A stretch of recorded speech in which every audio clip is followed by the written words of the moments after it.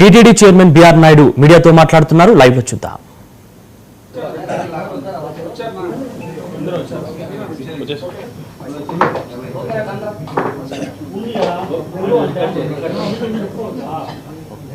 అందరికీ నమస్కారం.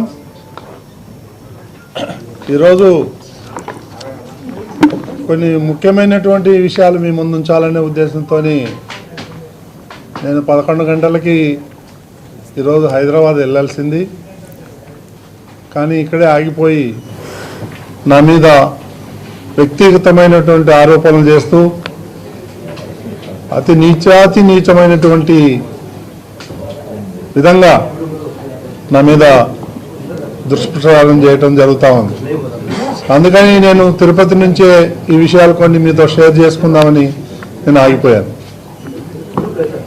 ముఖ్యంగా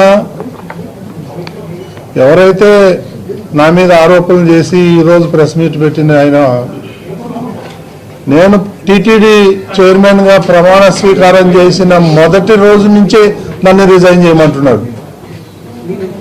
కనీసం ఒక రోజు, వారం, నెల కూడా నాకు టైం ఇవ్వాల. నువ్వు రిజైన్ చేయి. కానీ అబ్బా సొత్తా టీటీడీ, నేను రిజైన్, నువ్వు నాకు ఇచ్చావా టీటీడీ చైర్మన్ నేను రిజైన్ చేయడానికి? నాకు చంద్రబాబు నాయుడు గారు ఇచ్చారు, ఆయన చెప్తే ఒక్క నిమిషం కూడా పట్టదు నాకు. ప్రతిరోజు నువ్వు రిజైన్ చేయి. ఎందుకు రిజైన్ చేయమంటున్నావని దీని మీద నేను రీసెర్చ్ చేస్తే ఆయన చేసినటువంటి దుర్మార్గాలన్నీ ఒక్కొక్కటి బయటకు వస్తున్నాయి.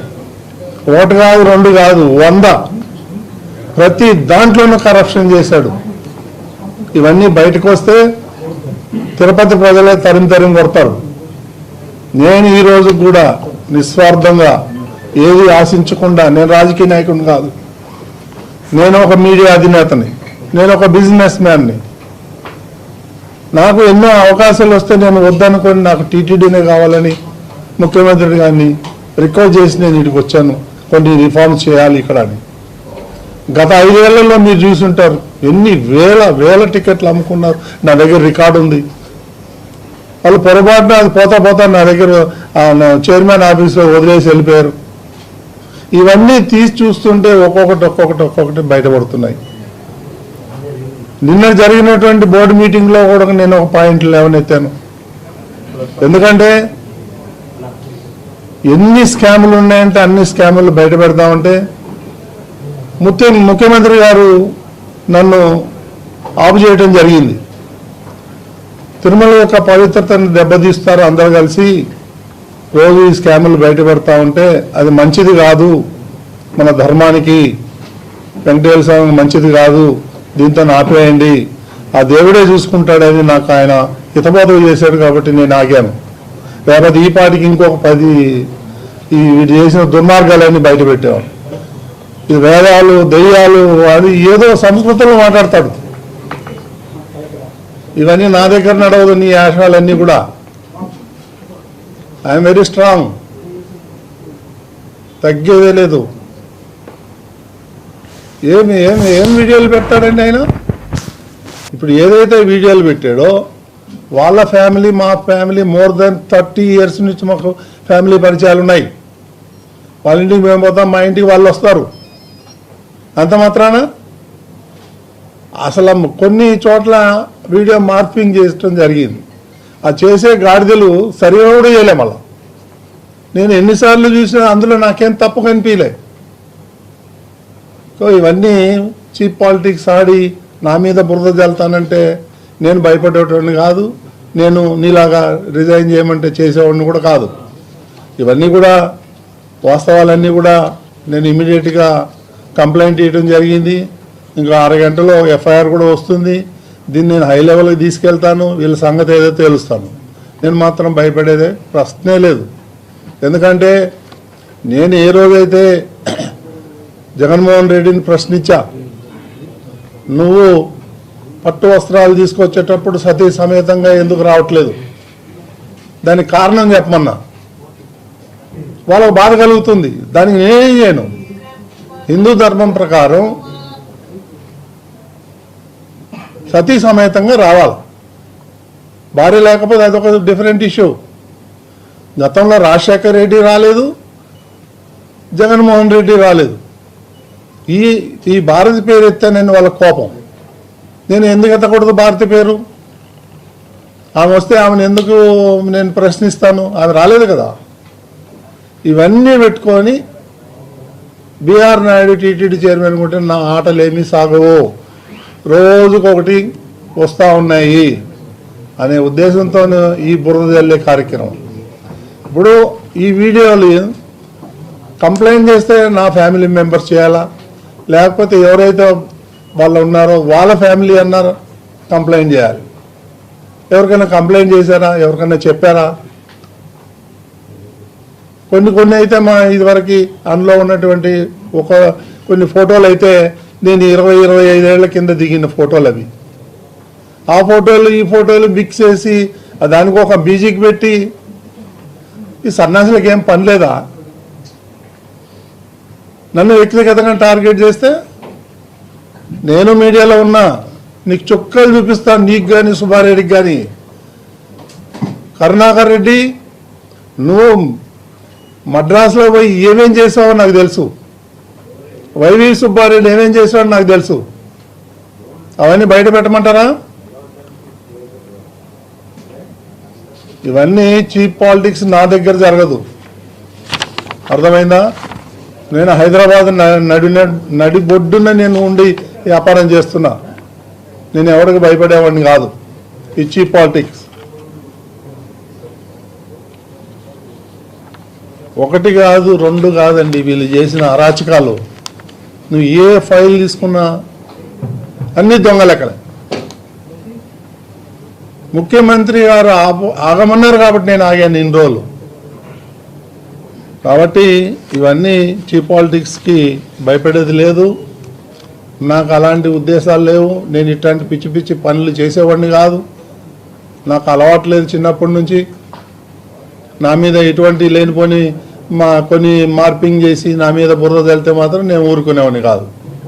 నేను లీగల్గా ఫైట్ చేస్తాను, వాళ్ళ సంగతి చూస్తాను. నేను ఎవరెవరైతే ఈ ఫార్వర్డింగ్ మెసేజ్లు పెడుతున్నారో, రేపు 1 మ్యాన్ కమిషన్ వస్తుంది. రేపు ఈ 1 మ్యాన్ కమిషన్ వస్తుంది, దీన్ని డైవర్ట్ చేయాలి. ఈ దొంగలకి డైవర్షన్ పాలిటిక్స్ బాగా వచ్చు. ఎప్పుడు ఏం చేయాలో, ఎలా చేయాలో, డైవర్ట్ ఎట్లా చేయాలో అనేది. ఇది ఒక టాపికా? దీనివల్ల ఎవరికి నష్టం? సమాజానికి ఏమన్నా ఉందా? నేనేమన్నా తప్పు పని చేశానా? ఏమున్నాయి ఆ వీడియోలో చూడండి మీరు. అందులో ఏం తప్పు ఉంది? ఫ్యామిలీ ఫ్రెండ్స్ ఉండరా? కలవరా? పోరా? రారా? నాది 20 సంవత్సరాల క్రితం ఉన్నటువంటి ఫోటోలు పెట్టి మార్పింగ్ చేస్తారు. ఇవన్నీ నా దగ్గర నడవదు. నేను చెప్తున్నాను, నేను లీగల్గా ఫైట్ చేస్తాను. దేనికైనా సిద్ధంగా ఉన్నాను. నువ్వేదో బుడబుక్కలు బెదిరింపుకు నువ్వు దిగిపో. ఇది ఒకసారి కాదు, 100 సార్లు చెప్పినావు. నువ్వు దిగమంటే దిగటానికి రాలేదు. నేను ఈ ప్రాంతానికి చెందినవాడినే.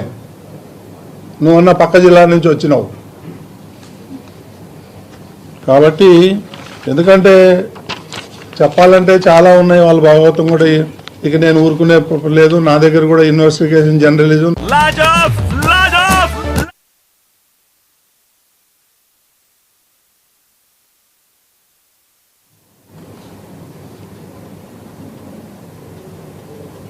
ఇప్పుడు నేను ఈరోజు కొత్తగా కరుణాకర్ రెడ్డి గురించి ఏదో ఆరోపణలు చేసి నువ్వు తిన్నావు, ప్రపంచమంతా తెలుసు నువ్వు దొంగవని. ప్రపంచమంతా జగన్మోహన్ రెడ్డి గజ దొంగని ఈరోజు నేను చెప్పక్కర్లేదు. 1000 కోట్ల 1,00,000 కోట్లు తినేశాడు. ఇవన్నీ డైవర్షన్ పాలిటిక్స్. నా దగ్గరకు వచ్చి నేనేం చేసి నేను చాలా ఆనెస్ట్గా ఉన్నా. నా వల్ల టీటీడీకి ఏమన్నా చిన్న ఒక మచ్చ వచ్చిందా, చిన్న తప్పు ఏమన్నా చేశానా, ఒక్కటి చూపించమనండి. ఈ 1 year 2 months 3 monthsలో నేను నిస్వార్థంగా పనిచేస్తున్నాను. నాకు ఎన్నో అవకాశాలు వచ్చినా నేను టీటీడీలోనే వచ్చి ఇక్కడ పనిచేయాలి, కొన్ని రిఫార్మ్ చేయాలనే ఉద్దేశంతో వచ్చాను. కానీ నా పనులన్నీ వదులుకోవచ్చి నేను తిరుపతిలో కూర్చోవాల్సిన అవసరం నాకు లేదు. నాదేమి బతుకు తెర కూడా కాదు. నా బిజినెస్లో నాకున్నాయి హైదరాబాద్లో. కాబట్టి ఇవన్నీ చీప్ పాలిటిక్స్ మానేసి ఆయన పైన ఆయన చేసుకుంటే మా ఆరోగ్యానికి మంచిది. మీకేమైనా క్వశ్చన్స్ అడిగితే నేను చెప్తాను. అంటే ఈ కల్తీనే వ్యవహారం కీలక దశ జరుగుతుంది. వన్ మ్యాన్ కమిటీ కూడా నేను చెప్పేది అదే, రేపే వస్తుంది 1 మ్యాన్ కమిషను. కల్తీ ఉంది, అన్నీ ఉన్నాయి, పరకామని ఉన్నాయి, అన్ని కేసులు ఉన్నాయి వాళ్ళ మీద. నిన్ననే ఎందుకు వదిలేరు అంటే వాళ్ళు నిన్న మన వాళ్ళు కొంతమంది రిపోర్ట్లు వస్తే చూపించిన 1 కోటి పుస్తకాలు ప్రింట్ చేశారు 5 లాంగ్వేజ్ల్లో భగవద్గీత అని. 50 కోట్లు ఖర్చు పెట్టారు దానికి. 50 లక్షల్లో 32 లక్షల పుస్తకాలు ఇంకా గోడౌన్లో పడి ఉన్నాయి. అదొకటి అడ్డం మనకు. ఆ భగవద్గీతలో చూస్తే ఎవడు మొహాన్ని వస్తారు, అందులో ఏమీ లేదు. ఇలా ఆ భగవద్గీత పుస్తకాల్లోనే ఎలక్షన్ చేశాడు ఆయన. ఇప్పుడు ఆయన కొడుకు ఇరుకుతాడు, ఆయన ఇన్వాల్వ్ ఉన్నాడు ఈ స్కామ్లో. ఇవన్నీ నాకు అడ్డు కట్టేయాలని నా మీద ఇట్లాంటి చీప్ పాలిటిక్స్, చీప్ బురద.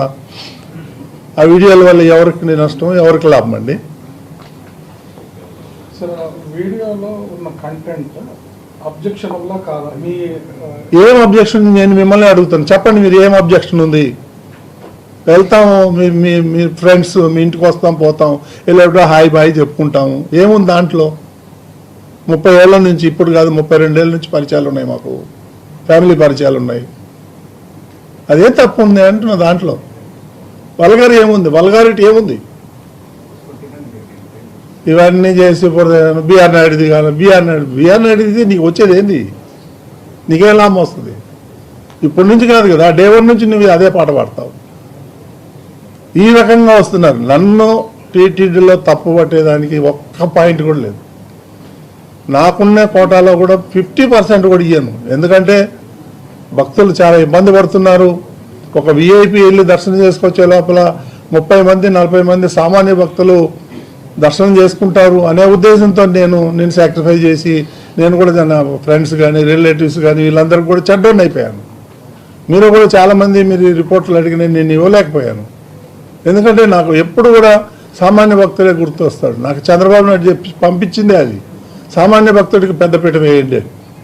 నేను ఇక్కడ ప్రతివాడు వచ్చి విఐపి వస్తే పర్వాలేదు, విఐపి పేరు చెప్పుకొని ఎవరో కామన్ పర్సన్స్ అంతా వస్తూ ఉంటే విఐపి అని నాకు నచ్చలేదు, నాకు ఆ పాలసీ. అందుకని నా అంతటికి నేనే నియంత్రించుకున్నాను.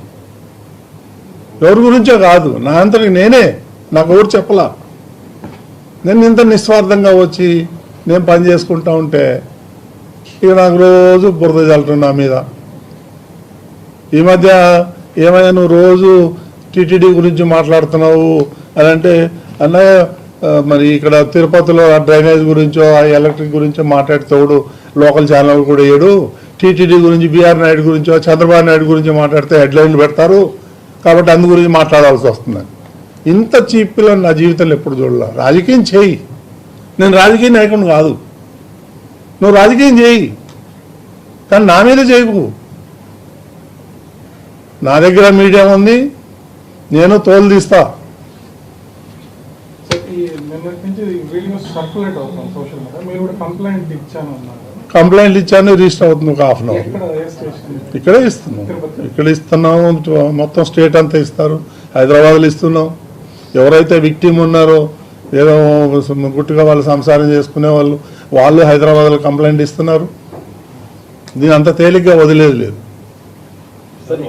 టార్గెట్ చేసి హిందూ సనాతన ధర్మాన్ని కూడా టార్గెట్ హిందూ ఒక డైలాగ్ చెప్పినాడు. నేను ఆయన ఆ పూరం పోకోడు వాడు, నేను అడిగితే వాడు పూరం పోకోడు, పని పాట లేకుండా రోజు ప్రెస్ మీట్లు పెడతాడు కాగితం పులిలాగా.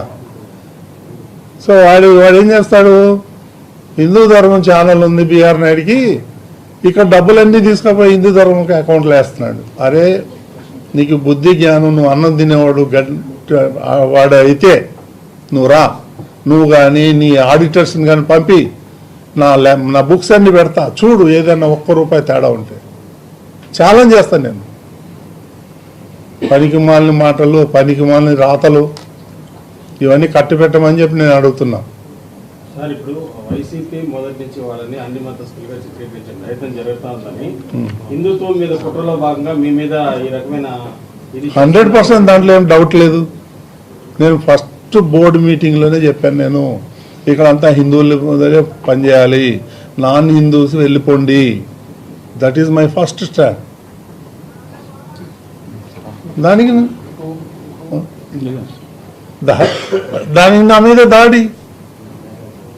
సార్ టీటీడీలో కాన్ఫిడెన్షియల్ ఇన్ఫర్మేషన్ కూడా కొన్ని ఉన్నాయి. అక్కడ 2,000 మంది దాకా తన మనుషులు ఉన్నారని చెప్పి సార్ 2,000 ఉన్నాయి, 20,000 ఉన్నాయి. నేను ఐ డోంట్ మైండ్ దాట్. ఆయన చెప్పుకుంటాడు. ఆయన చెప్పేదానికి ఏమన్నా విలువ ఉంటే దాని గురించి మనం మాట్లాడుకోవచ్చు. ఆయన చెప్పేదానికి విలువే లేదు. ఎంప్లాయీస్ మధ్య తెచ్చిపెట్టేది, ఎంప్లాయీస్ మధ్య చిచ్చు పెడతానికి 2,000 మంది ఉండి ఏం చేస్తారండి? If I'm doing something wrong then I have to కదా. ఏముంది, మేమేం తప్పులు చేస్తున్నాం?